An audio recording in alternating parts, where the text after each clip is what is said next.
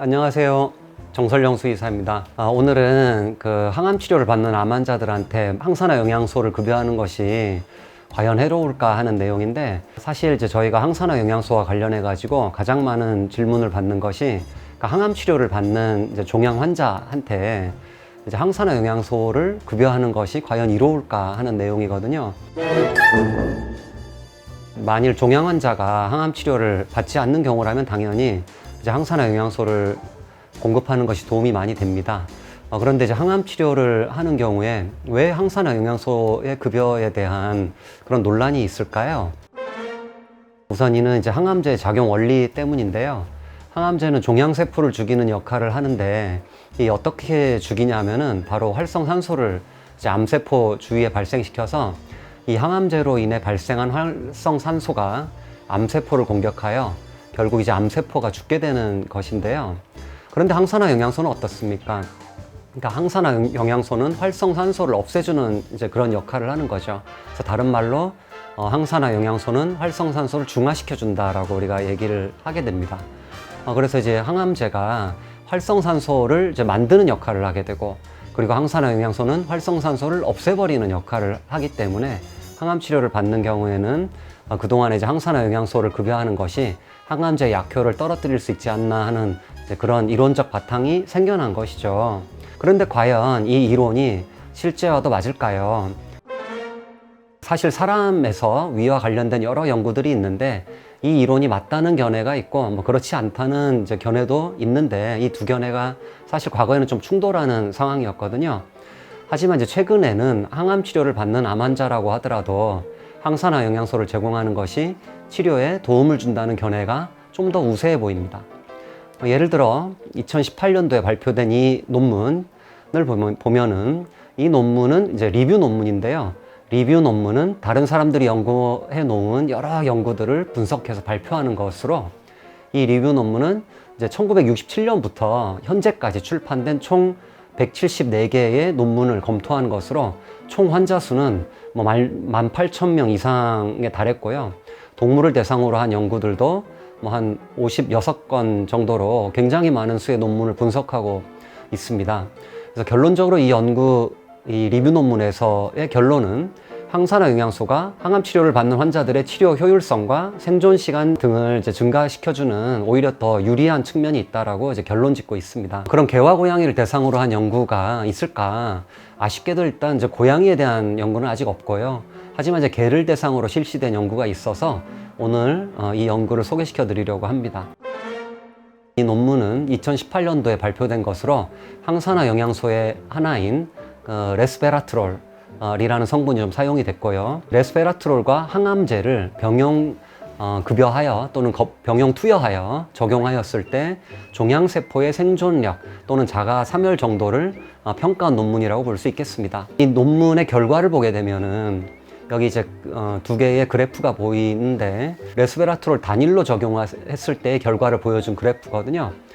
이때 이제 종양세포의 생존력이 감소하는 것을 확인했다라는 것을 이제 알 수가 있는데, 이제 아래 X축이 레스베라트롤의 농도입니다.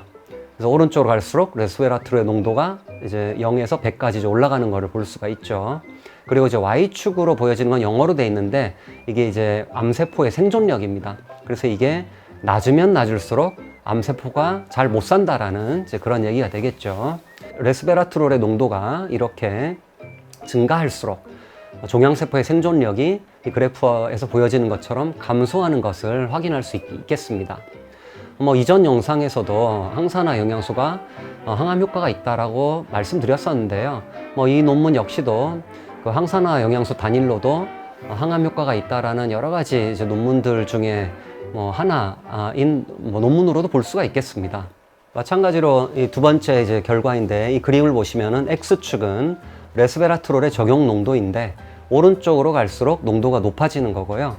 Y축은 종양세포의 사멸 수준입니다. 그래서 이게 이제 높다라는 얘기는 더 많이 죽었다라는 얘기거든요. 그래서 이제 높을수록 더 좋은 거라고 우리가 이해할 수가 있고, 역시 이 사진에서도 보면은 레스베라트롤의 농도가 높을수록 암세포의 사멸 수준도 증가하는 것을 확인할 수 있습니다. 결론적으로 레스베라트롤 항산화 영양소 단일로도 충분히 급여만 된다면은 암세포가 사멸될 수 있다라는 것을 이제 보여주고 있습니다. 자, 그렇다면 항암제와 항산화 영양소를 함께 사용하면 어떻게 될까? 결론적으로 항암제 단일로 치료하는 것보다 항산화 영양소와 항암제를 함께 병용적으로 적용하였을 때 더 효과가 있었습니다. 자, 여기 이제 보여지는 이 그래프를 보시면은 아래 X축에 이제 맨 왼쪽에 있는 컨트롤은 아무것도 하지 않은 것이고요. 여기 X축 두 번째 이제 DOX라고 되어 있는 게 보입니다. 이거는 이제 독소루비신이라는 항암제를 사용한 것입니다. 그리고 세 번째 마지막 이제 RESV 더하기 DOX라고 되어 있는 거는 레스베라트롤과 독소루비신 항암제를 함께 사용한 것입니다.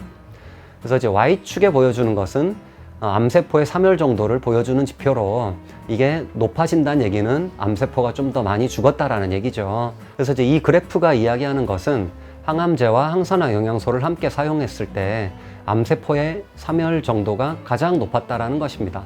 즉 항암제와 항산화 영양소를 함께 적용하는 것이 암 환자에게 좀 더 도움을 준다라고 이제 얘기를 결론 짓고 있는 것입니다.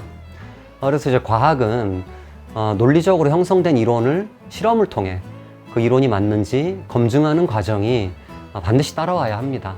그리고 통계학적 검증이 이루어져야지만이 비로소 어떤 이론이 사실인지 여부가 결정이 되는 것입니다.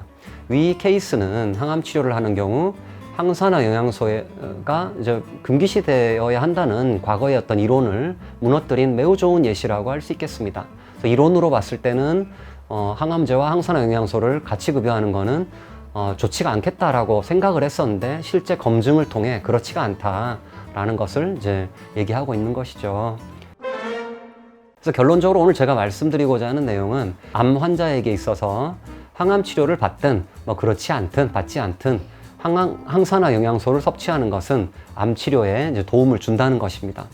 그리고 추가로 하나 더 말씀드리면은 항산화 영양소를 함유한 제품을 고르실 때 그 함량과 종류, 제형을 반드시 살펴보시기 바라는 거고요. 그래서 우선 지난번에 말씀드린 것처럼 항산화 영양소가 다양하게 들어있는 것이 좋고 그 함량도 충분해야 합니다. 또한 항산화 영양소는 공기로 인한 산화, 습기로 인한 흡습 등의 문제에 취약합니다. 그러므로 이렇게 여기 보시는 제품처럼 여기 이제 연질 캡슐이거든요. 말랑말랑한 연질 캡슐인데 공기라든가 수분이라든가 이런 것들이 이제 침투할 수 있지 않도록 보호해 줄 수 있는 이제 그런 제형이거든요.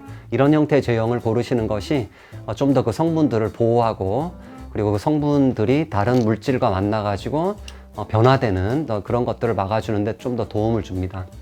그래서 이제 항산화 영양소는 노화 억제와 함께 여러 가지 내과적 질환을 관리할 수 있는데 도움을 많이 주게 되는데 어쨌든 이런 부분들을 통해서 여러분들이 반려하시는 사랑스러운 아이들 같이 함께 오랫동안 행복하게 잘 지내시기를 바랍니다.